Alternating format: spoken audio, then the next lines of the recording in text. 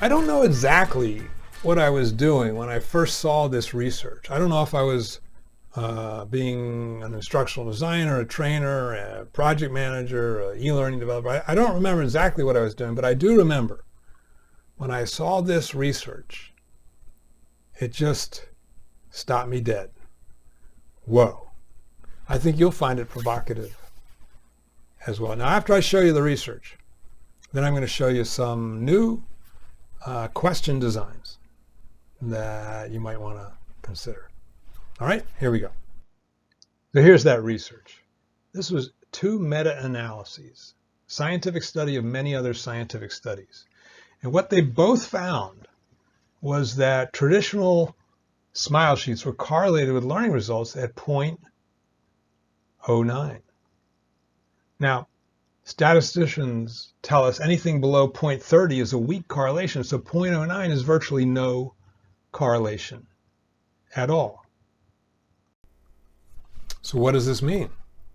Well, from a practical standpoint, it means that if you get high marks in your smile sheets, you could have a very effective course, but almost equally likely an ineffective course. If you get low marks in your smile sheets, you could have a poorly designed course, but almost equally likely a well-designed course. Now, with traditional smile sheets, we just can't tell. Now, when I first saw this research, I go, wow! My first thought was, okay, let's get rid of our learner surveys altogether. But then I realized, you know, we've been doing this for decades. It's a tradition. And it's also respectful to ask our learners what they think. So then the question became, can we create better learner surveys? And my answer, obviously I wrote a book on it, wrote it twice. My answer was yes. We can make better learner surveys. Let me show you a few other things. So the scientific research says we should be suspicious, but what about you and I as learning professionals? Well, a few years ago, when I was on my own at Work Learning Research, I asked this question to learning professionals like you. In your opinion, how useful is the data you get from your learner surveys in helping you improve your learning designs, your learning delivery, and your learning support? You can see the bulk of the answers are here. People said, well, they're only somewhat or not very useful. Only 15% thought that their learner surveys were very useful. We have a problem. Well, what about learning evaluation in general? How do learning professionals like you and I, how do we in general think about this? Well, every year, TiER1 does the Learning Trends Survey. And we ask people this year, in general, is your learning team able to do the learning measurement it wants to do? Some people said no. We would like to make substantial improvements. 46%, almost half, said they want to make substantial improvements. Another big chunk of people said no, we're not satisfied. We would like to make modest improvements. 18%.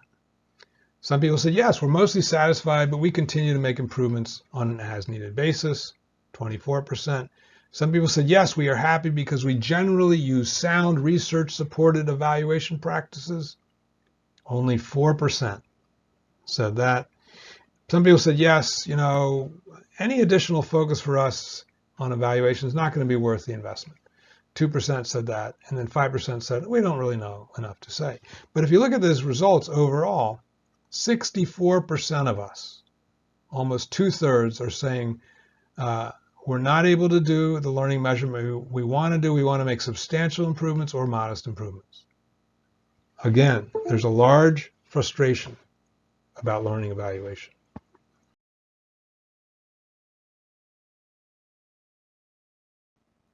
Now, before I show you the questions, I want to acknowledge something that's happened in the last 5, 10, 15, 20 years in the learning field. And that is that the learning sciences have really solidified around some really strong recommendations.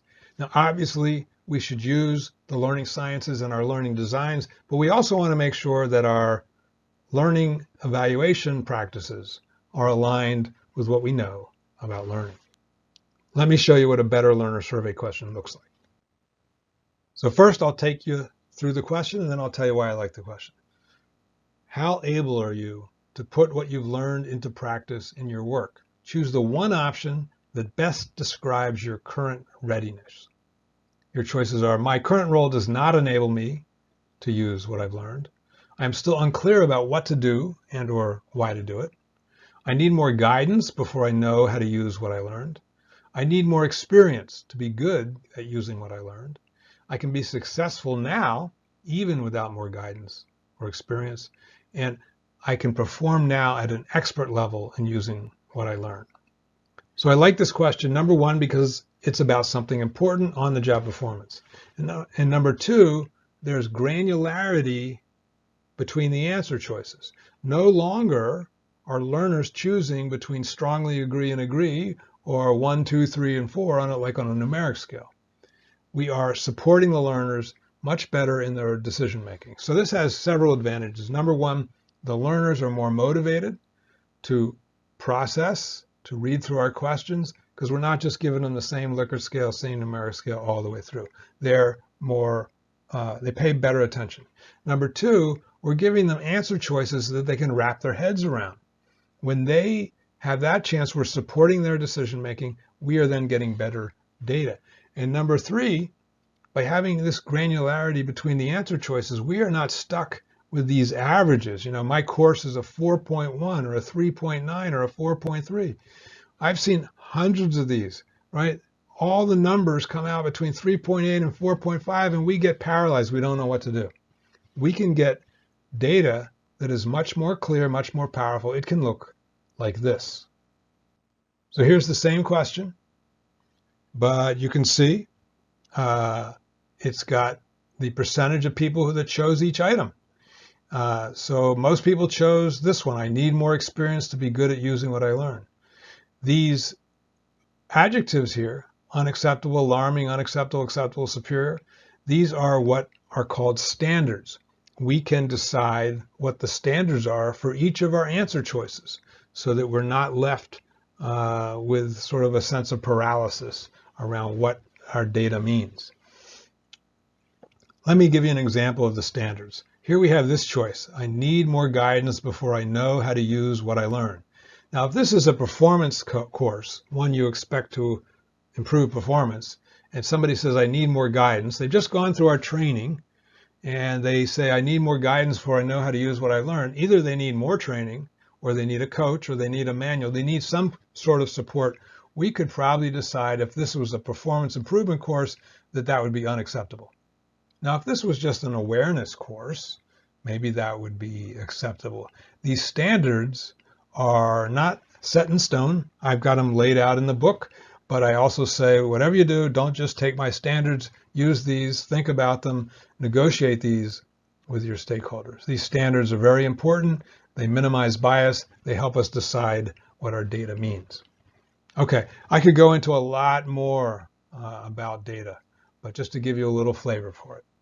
So here's another good question. This one is about after training follow-through.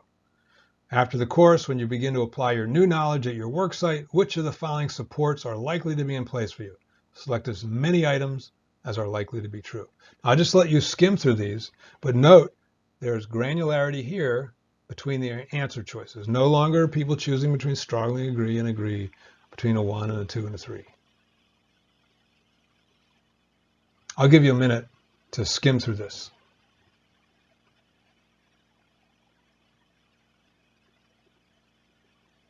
So this question is good not only because there's granularity between the answer choices, but also because it's about something that's important. We know from the research on training transfer, on learning transfer, that what happens after training can be just as important as what happens during training.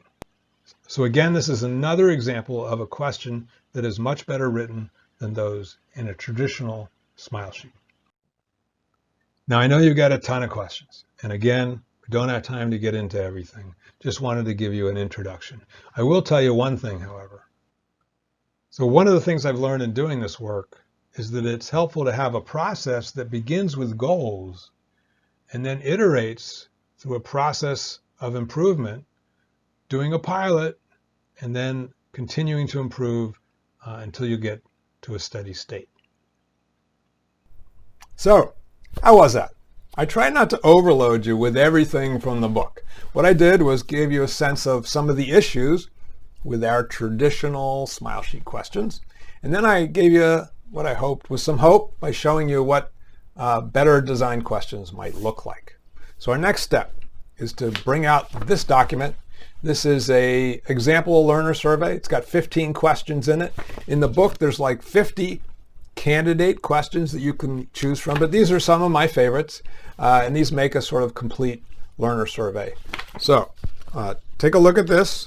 You want to start with the first page and look at specifically the overall recommendations. You'll see some interesting things in there, and then you'll come to the questions, and you'll see that there's the question and the answer choices.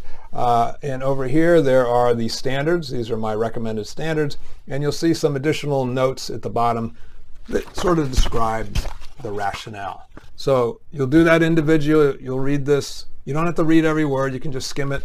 But then I have some questions for you on your team for your final reflections. Now I'm going to say goodbye here. I don't want to overburden you with my face on video. That would not be a good thing. But I do want to suggest and offer to feel free to get in touch with me or my colleagues at TiER1. We'd be glad to help in any way. So this is Will Thalheimer saying thank you and goodbye.